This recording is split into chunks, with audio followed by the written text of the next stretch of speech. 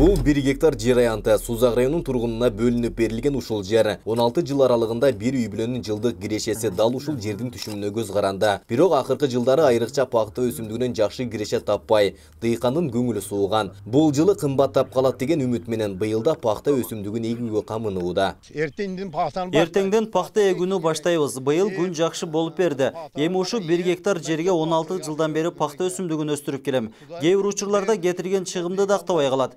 Башка эмне жумуш кылмак элек. Күнүмдүк тамак аш үчүн дыйканчылык кылып келебиз да. Мамлекет тарабынан аз да болсо жардам көрсөтсө жакшы болот эле.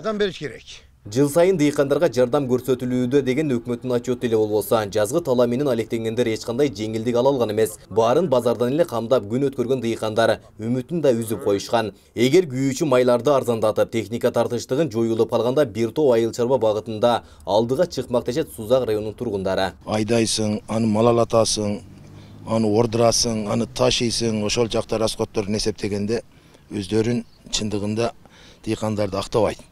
Актабайлы эгер измиз болгулат болбосо аркасына кетет.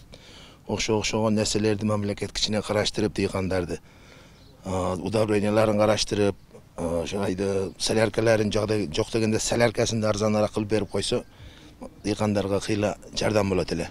Райондун сугат жерлерине быйыл пакта менен беде өсүмдүгү көп себилсе, тоолуу аймактарда кылкандуу дан эгиндери көп себилген. Ушул тапта жазгы талаа иштеринин 70% аткарылгандыгын адистер айтышууда. Жалпы өзүбүз белгиленген немеден бүгүнкү күнү район боюнча 70% айдап себүү иштери бүтүп калды.